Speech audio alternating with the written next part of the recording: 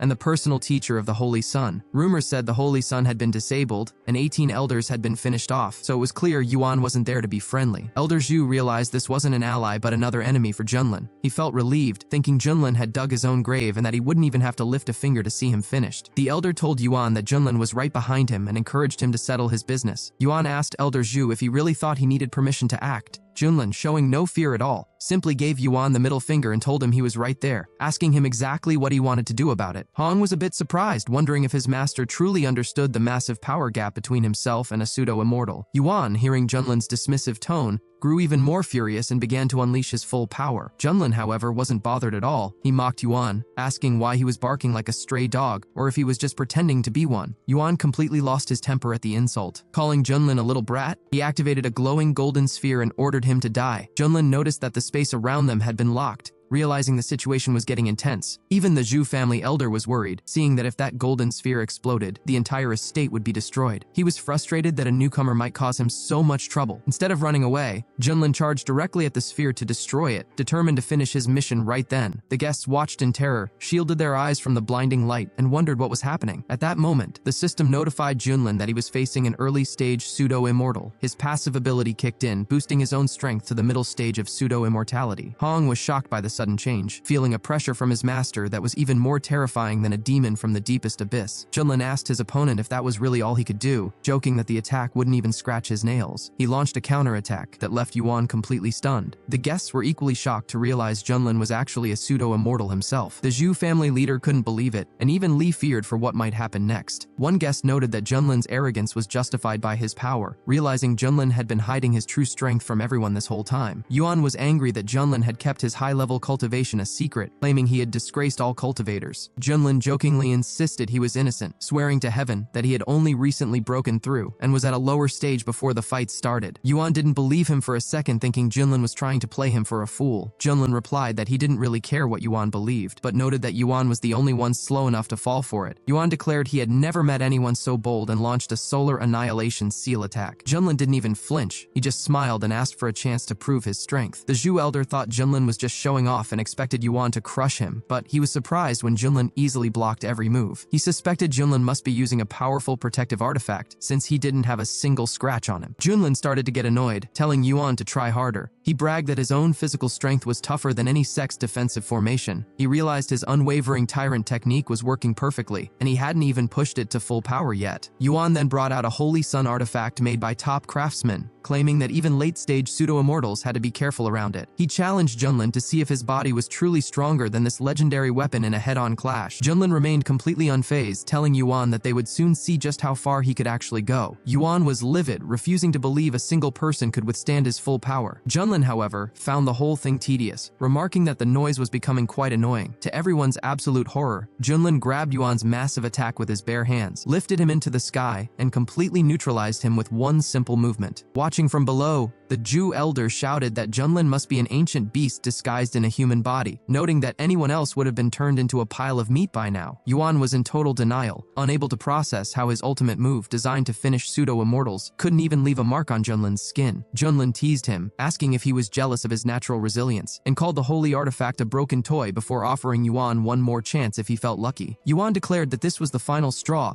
and that there would be war between them. He surged into the air, unleashing every bit of his energy for the feather-adorned art of ascension. Junlin couldn't help but make fun of the name, asking if it was something like flying chicken feathers. Yuan screamed for him to shut up and stop insulting his sect's secret technique as he launched another powerful assault. Junlin didn't even bother to dodge. He simply countered with the king's Night Seal. Suddenly, Yuan found himself overwhelmed by multiple attacks from above, struggling desperately to block them. Yuan admitted that Junlin was strong but asked how he would handle his final move. Believing he could still win, he unleashed the 9 Suns Burn the Sky technique, sacrificing 1,000 years of his own life to call forth the fiery power of the immortal realm. He vowed to make Junlin kneel in the heart of the sun and beg for mercy forever. The guests began to panic as the heat became unbearable, fearing that Yuan was going to burn everything to the ground. Junlin called Yuan a brat and told him to open his eyes because the show was over. He activated the 5-fold samsara of oblivion, spreading the technique across the entire estate. Yuan, completely desperate, threw even more fiery projectiles, declaring that only one of them would leave alive. Junlin just smiled, asking if he was really trying the same trick again. Yuan began to laugh hysterically, shouting that everything was a lie. He couldn't accept that after 3,000 years of persistent training, he couldn't defeat Junlin. He promised to wait for Junlin in the underworld, claiming he would eventually be consumed by heaven's wrath before he finally vanished. Hong watched the entire scene in disbelief, noting that the strongest pseudo-immortal in the eastern region had been driven completely insane by defeat. He wondered exactly how much power his master was still keeping under wraps. Junlin calmly took off his glasses, mentioning that the light was finally less dazzling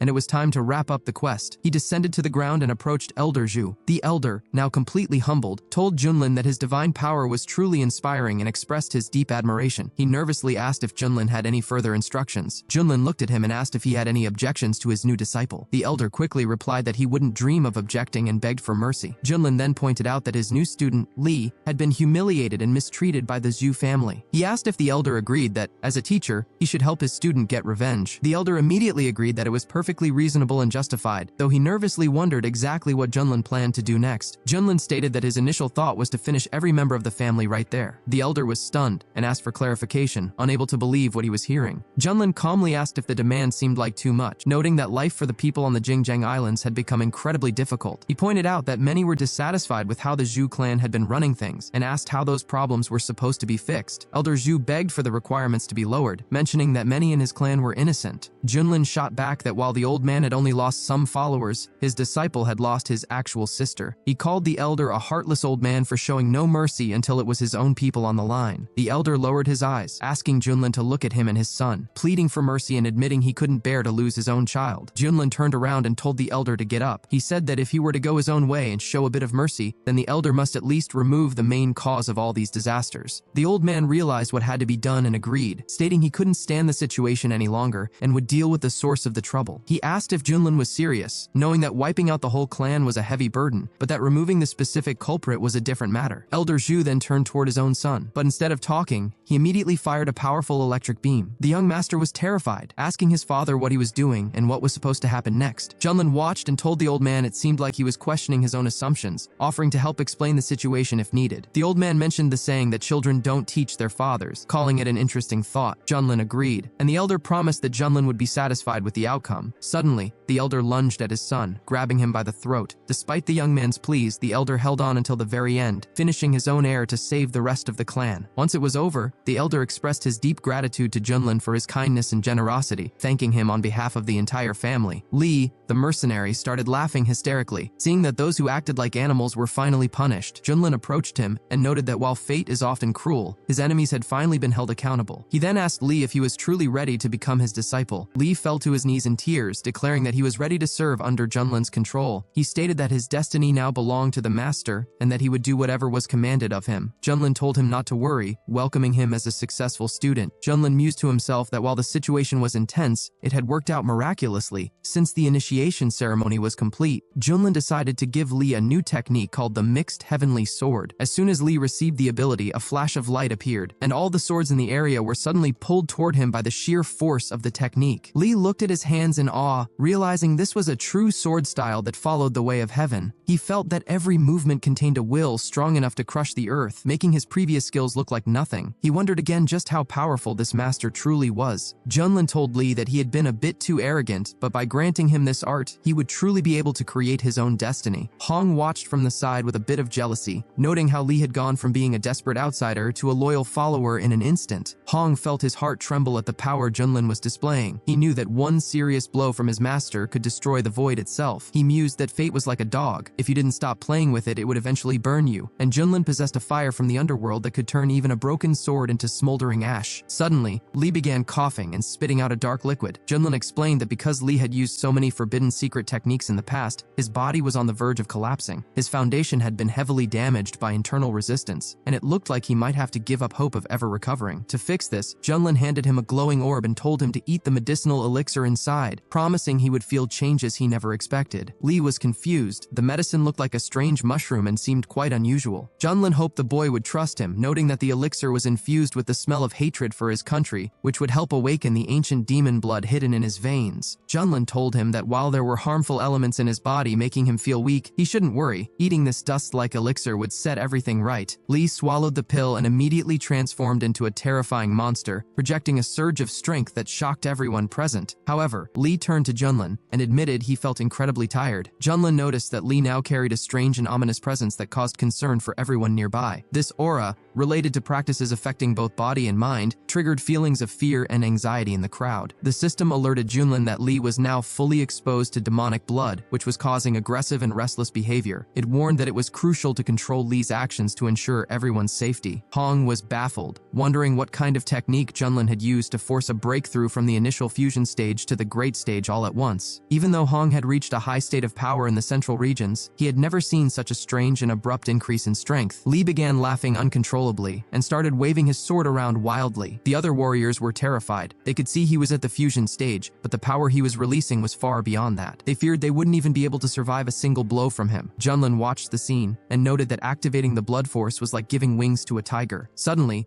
Lee turned and flew toward Junlin with an attack. Junlin stood perfectly still, calmly telling his new disciple to find his true destiny and awaken to the great path. Even though Junlin saw that his future student was trying to harm him, he decided to teach him a lesson by using the Heavenly Emperor's technique. However, Junlin realized there was no need to push further because his student was only at the fusion stage, yet was already capable of holding his own. Junlin felt that overcoming such boundaries was a power that shouldn't be underestimated. After the confrontation, the master looked at him and said that Lee had finished his task. He admitted he was worried that his student, with his current strength, wouldn't be able to handle the consequences. Junlin then urged him to wake up and focus immediately. It wasn't the right time for overthinking. Lee tried several ways to break through his master's defense, but eventually started to run out of energy. Once Lee regained his senses, he asked what had just happened to him, feeling as though he had lost control of himself. His entire body was filled with helplessness and fear, and he couldn't believe he had dared to act so disrespectfully. He felt he had to face the consequences for his actions. Junlin walked over and told him they would now see if anything had changed since the last time. Lee thought it was impossible,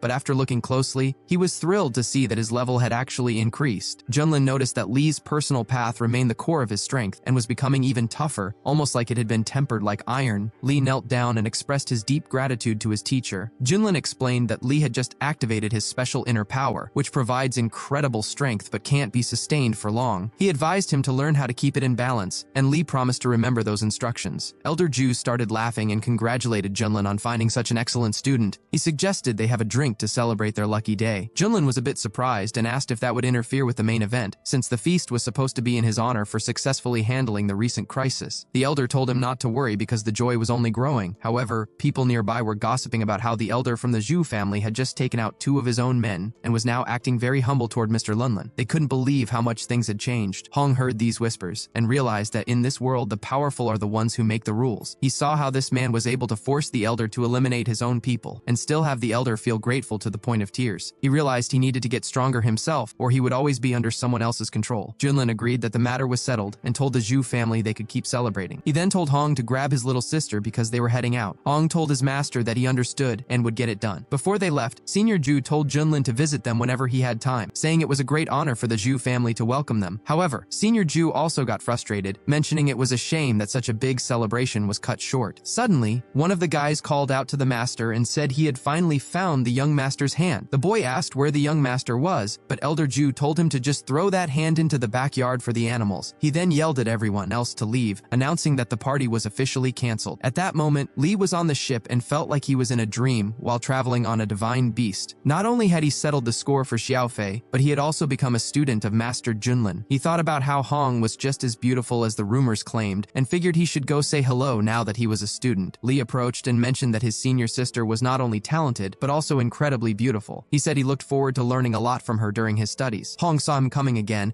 and wondered why men always acted this way. Originally, the master was annoyed after he had finished the Great Yuan. Now that he had taken on a student with such a high level, Hong felt it was getting harder to turn the situation around. Li noticed Hong walking away and asked if he had said something wrong, but Xiaoxi came up and explained that people always get the older brother's gender confused. She mentioned that he really disliked it when people got his gender wrong. Xiaoxi realized she hadn't introduced herself yet, so Li introduced himself as the teacher's new student from the Zhu house. Li thanked her for the info and realized that was why Hong ignored all the men trying to impress him. It turned out he was a man as well. Li felt like he had made a classic mistake. Xiaoxi told him that now he understood, and that was what mattered most. She added that it was a huge taboo for their older brother Hong. Li remarked that, as expected, the teacher was surrounded by unique people, including a handsome man and a cute Xiaoxi sister. She replied that she actually wanted to be like her older brothers, but was stuck in a body that was half mouse and half human. She admitted that she sometimes caused problems for the teacher because of this. Li told his sister that she didn't choose this form and that he actually thought she was quite charming and unique. He mentioned that if it was a transformation issue, he had found a secret technique during his travels in the eastern region that might help her return to human form completely. He offered it to her if she was interested. Xiaoxi was delighted and said if it worked, she wouldn't be a burden to the teacher anymore. She excitedly told the teacher that she might be able to fully return to her human form. Junlin was surprised and joked that if that happened, he would miss her soft, fluffy head. She told the teacher not to worry because she would be able to change shapes whenever she wanted, and she could look however the teacher preferred. She then asked if they were really going back to the sect right now. Junlin was surprised by the question and said they definitely weren't going back yet. He wanted to show off his cool mount everywhere and ordered Kunpeng to speed up. After Kunpeng had been flying for several months, many people in the eastern region were shocked to hear about what happened at the Zhu family banquet, and the mystery surrounding Lord Yuan only grew. Meanwhile, in the eastern region of Kanzhou, the great Zhu dynasty was in the middle of a massive struggle. A fierce conflict was happening where warriors were fighting off monsters that had invaded their land. The warriors were determined to hold their ground at all costs. Just then, Li looked down from the ship and told the teacher that creatures were attacking below. However, Junlin was busy playing a game of dominoes. Hong wondered how someone could be so bold as to ignore all the rules of the game to win instantly. He thought he had never met someone so shameless. Suddenly, Junlin told Hong he was too weak and had already lost, even though Junlin was barely using a fraction of his effort. Hong argued that to use a siege machine you needed a platform, and its movement was limited, something even a child would know. Junlin countered that it was a hammer thrower, not a siege cannon, and asked if that didn't work. He then joked about flying away with the mortar, making Hong feel like Junlin was the one breaking all the rules. Junlin noticed the look on his student's face and asked if he doubted his strategic skills. Hong quickly said he wouldn't dare. Junlin then turned to Xiaoxi and asked for her opinion. She told the teacher he was the strongest, which made Hong realize that Xiaoxi really knew how to use flattery. Then Junlin asked Li what he had mentioned earlier. Li repeated that a group of monsters was attacking the city below and the situation was desperate. Junlin remembered hearing that these creatures were from an ancient forbidden land called Manhwa in the eastern region. He knew that place was home to many dark races. Legend said that in ancient times these creatures tried to invade the world, but humans and masters joined forces to push them back. After their defeat, a long truce began where both sides left each other alone. Junlin wondered if the demons invading again meant the centuries-old peace was over. Sensing that there was more to the story, Junlin told the boys that since they were there, they should go down and see what was really happening. The warriors below were starting to lose hope because their strongest general had just been taken out. They felt it was impossible to win and were ready to give up. one of the lead monsters appeared behind the group and told them to stop resisting. He claimed that taking the city was just the start and that his clan would soon destroy the entire empire. Suddenly, a flash of lightning struck, taking out several monsters at once. Manhwa appeared and told them to be quiet because they would never reach their goal. She charged toward the lead monster on her cat, but he just laughed at her. He used a powerful move to knock her down from a distance. The warriors became even more worried when they saw their commander fall. The lead monster called them insignificant and told them to kneel. Manhwa replied that she was a commander appointed by the emperor himself and represented the dignity of the great Zhou. She refused to kneel before a beast and told him to go ahead and attack if he wanted to finish her. The monster agreed and said he would grant her wish, then display her as an example, while his people took over the empire. Suddenly, the sky opened up and a massive creature appeared. The lead monster was shocked and asked what was happening, but Junlin's beast didn't give them a chance to react and immediately began clearing the area by swallowing everything in sight. The lead monster couldn't help himself and ended up going after his own follower. The warriors looked around in shock, wondering if the spirits of the demon clans had actually been eaten, or if they were just seeing things. Manhwa suggested that a divine beast had come down from the heavens to protect their great Zhou dynasty. However, she noticed a man sitting on the back of the creature, which meant it belonged to someone. She realized a powerful master from the human clan had come to help them, though she wasn't sure how to address him or where he was from. Junlin introduced himself as being from the Xuantian sect and asked who was in charge. Hua immediately wondered if this was the same Junlin she had heard so much about recently, the one rumored to have challenged the top immortal sect of the Eastern Domain. She felt incredibly lucky that the great Zhou dynasty was receiving such help at a time like this. Hua introduced herself as the commander of the Tiger and Leopard Cavalry and welcomed the respected elders. Junlin asked which imperial house ruled this land and why the demon clan was attacking. Hua explained that this was the great Zhou dynasty's territory, but she didn't know the exact reason for the attack. She mentioned that, based on information from a fallen demon general, the enemy was planning an even larger assault that would lead to a fierce battle. Junlin found it strange that creatures from the dark abyss were attacking human kingdoms so openly, wondering if they weren't afraid of a human counterattack. Li noted that while these demons preferred dark, damp places, it was unclear what they would gain by taking over this land. Hong cut in, suggesting they shouldn't overthink it and should just destroy the enemies if they showed up. Hua addressed Hong as a respected figure and asked if they had come to help the great Zhou dynasty overcome this crisis. On behalf of everyone in Zhou, she expressed deep gratitude for their kindness. Li realized that his senior brother had a natural talent for causing misunderstandings, and the more he disliked a situation, the more it seemed to happen. Junlin also sensed that this wasn't a random event, and that the sudden appearance of millions of dark creatures was no accident. Suddenly, Junlin's system alerted him that a new task was active. He needed to defeat the ghost army invading the empire to earn rewards. Junlin decided it was time for a mission and planned to use this place as a temporary base to find more clues. He announced that since these outsiders were causing chaos and hurting innocent people, he couldn't just stand by. He told them to let everyone know he was intervening. Hua was thrilled and thanked him, saying the empire would never forget his kindness. Li cheered for his teacher's wisdom, but Hong felt that Junlin was getting too involved in other people's problems. Junlin didn't waste any time and asked to be taken to their leader. Hua agreed and led them to the military headquarters near the capital. Inside the tent, the leaders were discussing their defense. One commander reported that ghost units had broken through their lines and were heading straight for the capital. There were even reports of powerful phantom generals and a possible high-level commander among them. Another commander wondered if there was something valuable in the empire attracting the ghost's attention. The prince admitted that he didn't know anything specific. He told his team not to worry about that for now and focused on resisting the invasion. He emphasized that if they couldn't hold the line, they needed to evacuate as many civilians as possible, because there was always hope as long as people survived. A soldier arrived with news, and the prince worried the ghosts were using more exhaustion tactics. He felt overwhelmed because his 40,000 soldiers were exhausted, while the enemy had 800,000. He wondered how they could possibly win. Looking at the sky, the soldiers were frightened by the strange creature appearing over the empire and prepared for a fight. The prince told them not to attack because he recognized the creature as the divine Kunpeng and saw Commander Hua was with it. The commander was amazed that Hua was controlling such a beast. Hua landed and introduced Lord Junlin, explaining he was there to help fight the ghost army. The prince recognized the name as the famous master from the Xuantian sect and asked if he really controlled the creature. Hua whispered to the prince to be careful with his words, noting that Junlin was actually very kind despite the rumors. The prince welcomed the respected guest, acknowledging that his people were still caught up in old stories about Junlin's past battles. Suddenly, a mysterious voice echoed, saying they were surrounded by 800,000 ghosts and should surrender. The prince drew his sword, calling the ghosts arrogant. Junlin sent his students into the fight, ordering them to handle the situation. The students agreed and charged toward the enemy. The local warriors were amazed that only 2 people were brave enough to take on such a massive army. The monsters thought it was funny that they needed so much force to take over a human kingdom, though they knew these empires sometimes had a bit of luck on their side. One green monster said that since the Shadow World tribes were uniting, their ghost race had to take the lead for their own survival. A purple monster agreed, saying the fall of this world was inevitable and that controlling the eastern region would give them more power. Seeing the humans approaching, the lead demons told their followers to stay quiet so they wouldn't scare their food away. Li looked at the massive number number of enemies and admitted that in the past, he wouldn't have had the courage to face them. Now, however, he felt confident fighting alongside his talented senior brother. Lee told Hong that his own sword skills weren't the best yet, so he would go first. He charged into the crowd using his sword technique. The enemy leader ordered his monsters to capture the human. Hong saw them advancing and attacked from a distance with golden flames. The monsters tried to fight the fire, but it wouldn't go out, and they were defeated instantly. Lee complimented Hong's abilities, and Hong suggested they finish the job quickly so no one would make fun of them. Hong wanted to prove that he was still the strongest senior brother. The commanders watching from the castle were impressed by the display of power. The prince realized the rumors about the white-haired master students were true after seeing how many enemies they took out in an instant. One monster asked who these defenders were. Another said it didn't matter because no one could stop their plan, and he ordered a full attack. Hong was ready and released more flames, but the monsters opened a portal to bring in even more reinforcements. Hong noticed a very powerful presence among the new arrivals, a high-level commander. The monsters realized these two humans were actually quite strong. One monster with a spear stepped forward, telling his boss he didn't need to get involved. He claimed he could easily crush the two humans himself and lunged at them, telling Lee to prepare for the end. Lee launched his attack first, but the monster who blocked it claimed he didn't feel a thing. In fact, the demon mockingly thanked him, saying the strike actually helped him improve his skills. The leaders watching the clash were stunned, wondering how such a thing was even possible and what could have caused it. The prince was also impressed, noting that all of Master Junlin's students were incredibly powerful. Lee was energized by their praise and flew back into the fight, eager to show off a new technique. He targeted the strongest enemies using his early-stage transition powers, but a monster at the peak of that level blocked his path. The demon told him that the only reason a previous elder had been defeated was that he had underestimated the boy. He asked if Lee really thought he could stand against so many high-level opponents. The monsters swarmed him, hoping to finish him off quickly. Lee started to feel nervous, realizing he might have overestimated himself. He considered using his hidden mad demon power, but then he saw Hong coming to his aid with a powerful jade flame. The monsters were caught off guard by the heat, though one managed to escape. He lunged toward Hong, shouting that he would take her life. Using his own strength, the monster freed his comrades and prepared for a final strike. Lee admitted that a peak-level transition fighter was no joke. The monster laughed, saying it was too late for them to be afraid